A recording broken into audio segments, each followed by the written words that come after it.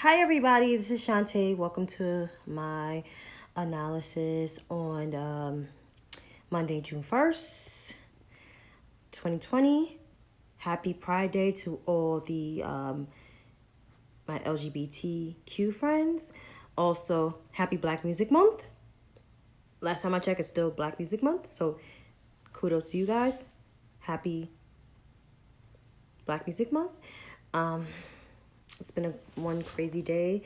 In terms of, what's going on in our news cycle. Our democracy is, I explain that later, but I want to get to these analysis. As you know, with the coronavirus, we're 1.8 million cases, and they don't even put the stats no more, but we're 1.8, and it's about it's about around 104 and 105,000 deaths.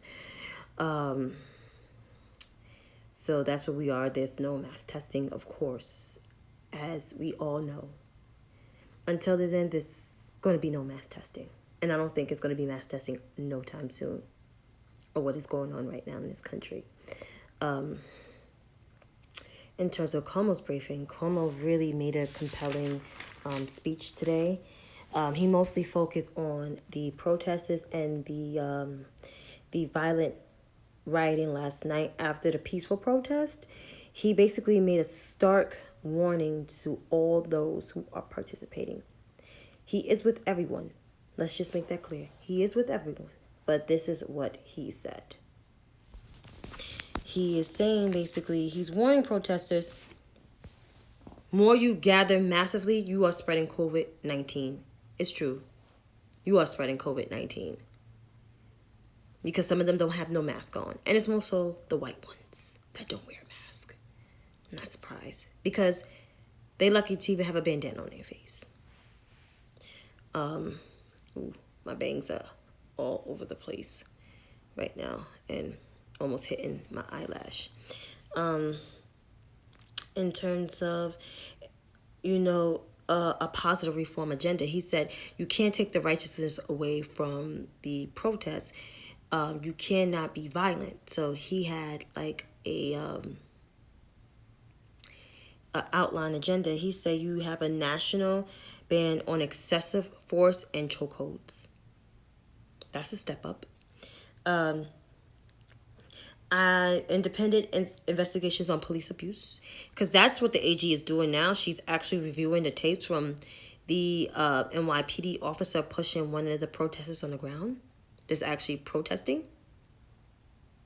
Also, disciplinary records disclosed and open to the public, so officers could be held accountable for the things that they do. What else? Discipline, also education equality, and he listed more things. I mean, the TV did cut him off. I don't know why they cut him off, because he actually made very compelling remarks, and I was very impressed, and I'm very proud that he is my governor. I'm very proud that to be a New Yorker under his leadership, and he spoke more about, the movement can be hijacked by some of these folks that's looting from the protesters.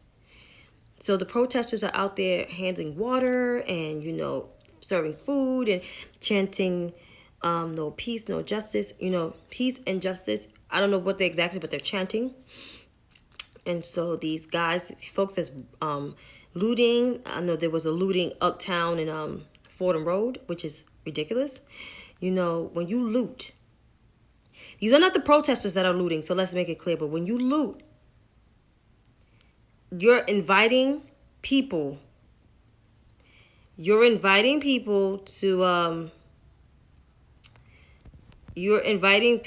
to plan ahead for you're actually planning for people to actually gentrify your neighborhood, like they did with Harlem. They gentrified Harlem. Harlem's been gentrified. I was trying to find the right words to say, but gentrification is real. So when you do that, you are gentrifying Harlem. And it's all of its you're gentrifying things. Excuse me, you're gentrifying your neighborhood. So when if you're protesting, protest. I don't mind you protesting for peace, but these outside groups doing this stuff don't realize what you're doing. You're burning stuff down. That invites gentrification. You raiding stores invites gentrification. Look at the 1977 blackout. That was more looting. 1968 was burning buildings after King died. That invited people to sell buildings for $1, brownstones for $1. And they were buying people out because they wanted to take over the neighborhood again. And they're going to do the same fucking shit that they're going to do after Trump is out of office. That's what I'm saying. Like, you guys, if you're going to protest, protest. And those are protesting, they are protesting. But some of these groups, nah. And there's also 11 p.m. curfew. Some people debated me on this, saying like, oh, Shantae, they shouldn't abide by this. My thing is, it's one thing you have a curfew. It's one thing to go against the curfew, excuse me. Another thing is to have a curfew in place, because to catch the ones who are actually doing these lootings or actually doing these vandalism. Because we all know it's not the protesters. We all know it's not them. It's the people that's actually, these are outside groups that have a chat online. They say, we're going to get our loot on. So I'm assuming they're white supremacists, probably staged by conservatives. Something is telling me that. Or they're just a far extreme left group. And it's not Antifa. Because Antifa wasn't doing this shit.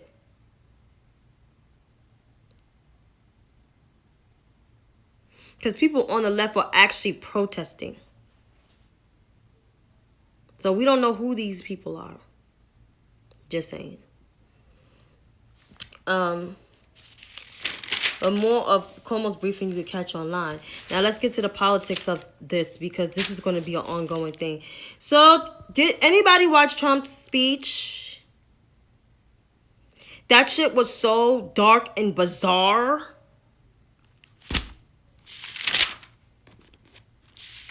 This man had the nerve, the audacity to say he is the president of law and order, and he will keep everyone safe. He's referring to his base, because we all know he doesn't want to keep black people safe. I never heard this man spoke on criminal justice but sign a goddamn law. And that's because he don't read when he signs. He just signs shit. That's what he does. Come on. Let's be real. He complained about the statues being burned, the church being burned down that he goes to.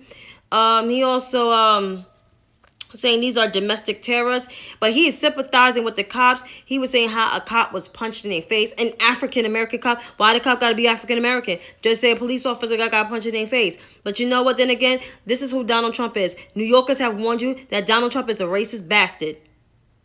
His father was part of the KKK back in the 1930s. Donald Trump is not a friend to the African-American community. Never was. Excuse me. Never. Ever.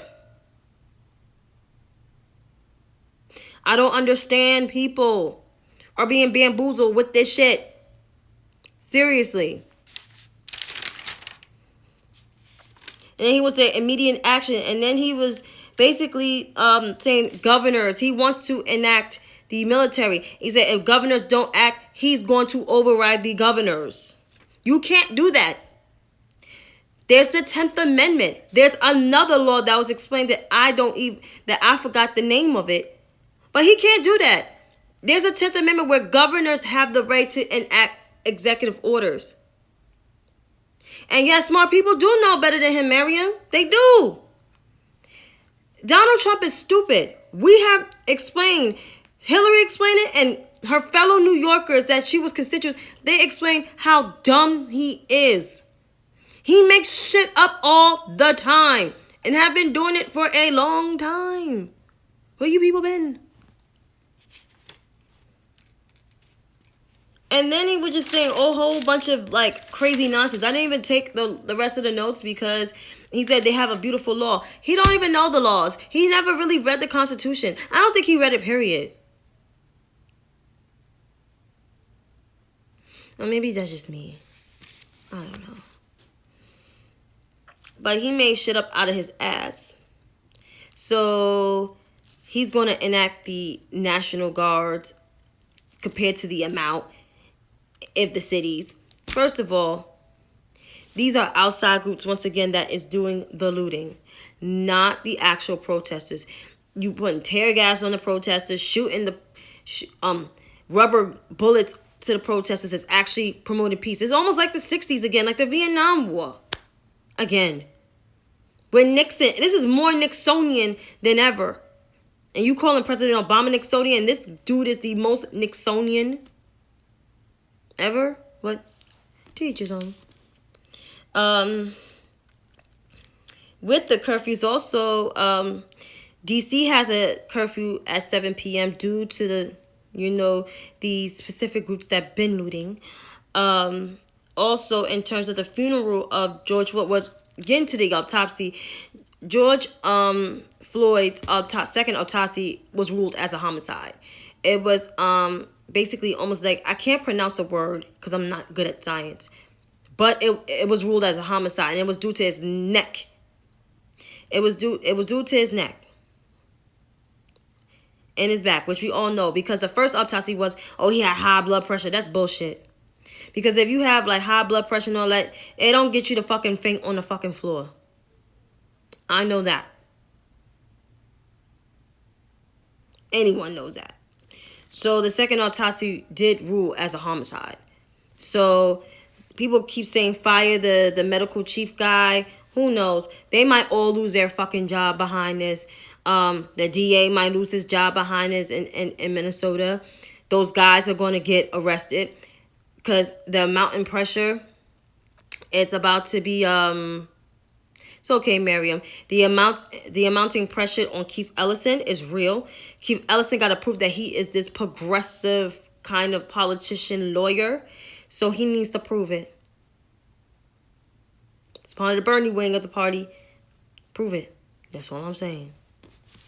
Prove us all that you can get these men to go to jail, because that's why people are protesting, and they're not leaving because they want the other guys to go to jail. They do. And I'm one of them.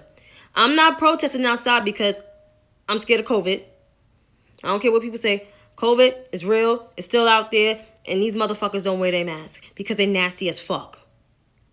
I haven't rode the train in almost 3 months. And I'm going to keep it that way for a good while. Maybe until there's a vaccine. Maybe until this thing lets up. Because people seem like they want to have a summer dragged out through COVID. Show business. But George Floyd's death was ruled as a homicide. And also George Floyd's funeral will be it will start in Minneapolis. Reverend Al Sharpton will be, he will be delivering a eulogy, and then they're gonna have another service, I think, in Houston over the weekend. Because he is from Houston. That's his hometown. Because his brother lives in Texas. And he grew up in Texas.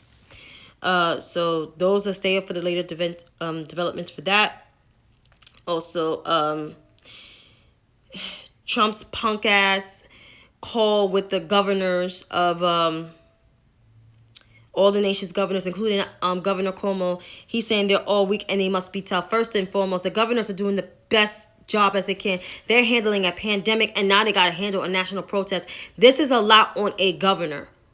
Especially we got a governor that's in his early 60s. He's tired. He may not have a wife at home, but he got kids at home, and he wants to see his mother. He can't see his mother because it's COVID, and he's always out all the time, out and about. So it's just like he got to handle this, and this is a lot for a nation's governor. And if you're a first-term governor, shit, that's a lot on your ass. A pandemic and national protesters and other silly and silly MFers that's ruining the national protest piece, the national protest.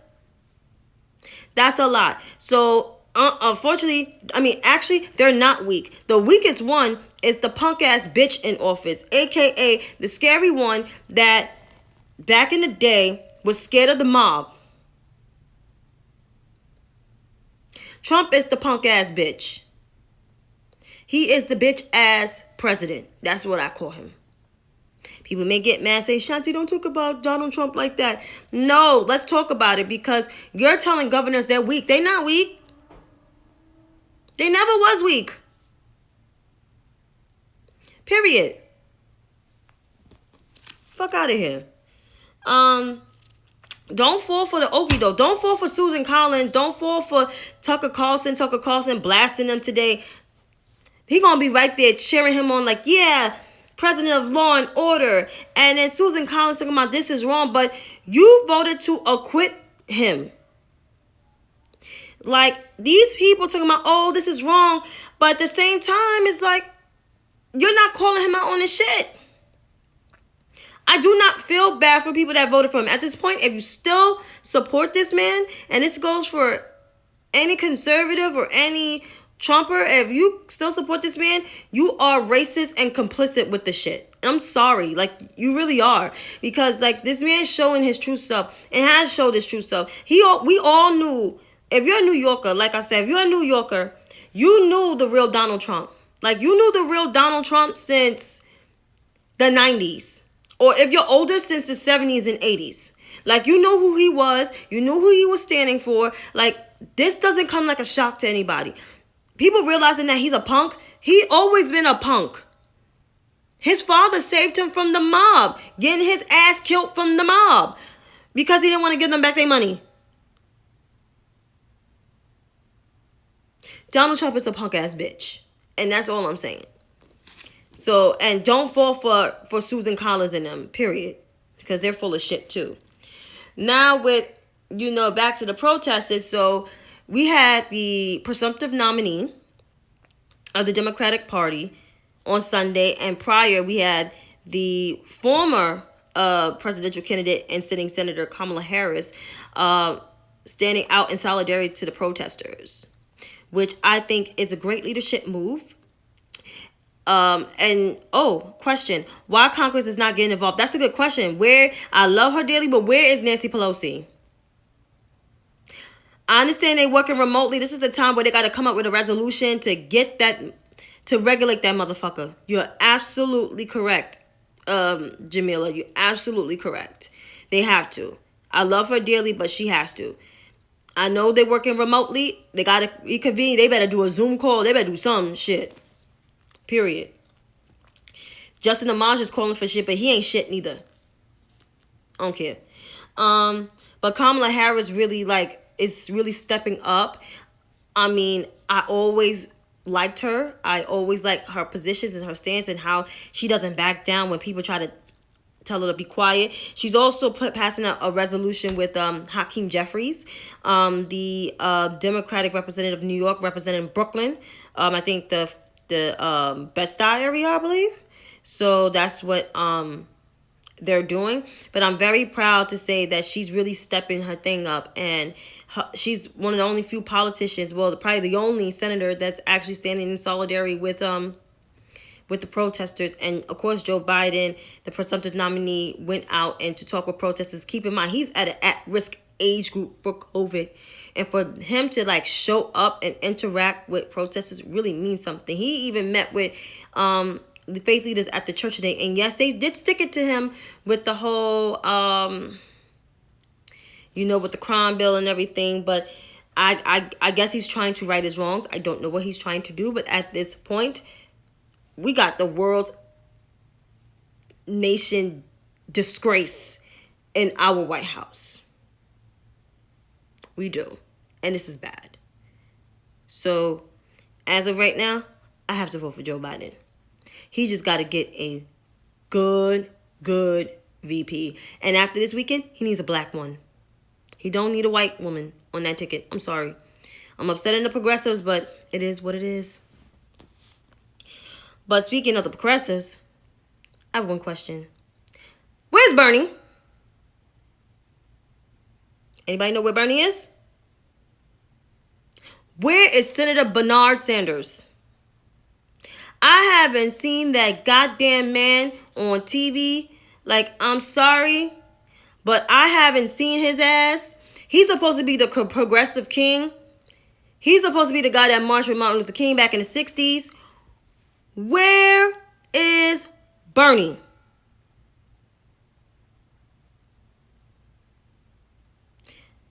I haven't seen him on TV saying like this is wrong, condemning Donald Trump. Where is Bernie?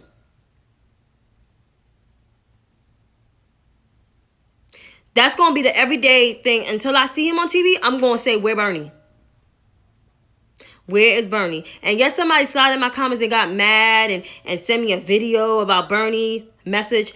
It's almost like a campaign message. He didn't appear on no news station, no news network, no nothing. Where's Bernie? I seen Ayanna Pressley appearing on stuff, Kamala Harris appearing on stuff. I think Cory Booker, I believe the former vice president. Amy Klobuchar tried to clean up her message. She full of shit too.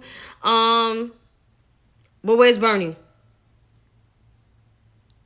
Somebody's talking about, oh, wait, Andrew Yang. Andrew Yang is not a politician. He's not. Just because he ran for president, he's not a politician. I don't see it as that. Bernie's a politician. Bernie's a politician with more leverage. Where is he? Who knows? But getting off that subject, let's talk about this Breakfast Club interview. Good Lord. Good Lord. Yes, Mary, I'm not going to be sorry for my views, but I protested radio, like morning radio, since I went to college. I didn't really care for it in high school because I didn't like too much Star and Buckwild because I think they were very disrespectful. The last time morning radio was good to me was Ed, Lisa, and Dre. And that was the 90s. And I was a kid then. But I don't really like the Breakfast Club. I like Angela Yee. She's a sweetheart. She's nice in person. But DJ Envy's just a DJ. And as for Charlamagne, he think he's the speaker of black people. Like, he represents the black community. You're full of shit, my nigga. You was about to vouch for Bloomberg. They interviewed Rush Limbaugh today. And they were a little bit more easy on Rush Limbaugh than they was on Joe Biden. And I'm not endorsing or any of that sort, but keep the same energy that you gave Joe Biden that you gave Rush Limbaugh. Because I heard the whole interview. I heard the whole interview with Joe Biden. I was very critical of Joe Biden. Yes, you were very critical because, people were critical about Joe Biden because of his stance on he was the author of the crime bill and all of this stuff. Yeah, okay. And his "you ain't black" comment was kind of crazy, but it was some truth to that. But you were more easy on Rush Limbaugh, who is the biggest bigot of them all, who had a presidential Medal of Freedom and don't fucking deserve it because he disrespected the former president of the United States, who was, by the way, is a black man, and his wife, calling them monkeys. This is the same motherfucker who was for kids being thrown in cages, people being deported, hate Mexicans, and this is before the Trump administration. Rush Limbaugh was always a racist. He don't like black people. He don't. People, he don't like them at all. At all. And the fact that it was like, and they had a little argument with him there and there, but it to me, I felt like it was a softball interview. I felt like the interview with Joe Biden was more like intense and it was more on the issues. And he had more of the criticisms than Rush Limbaugh.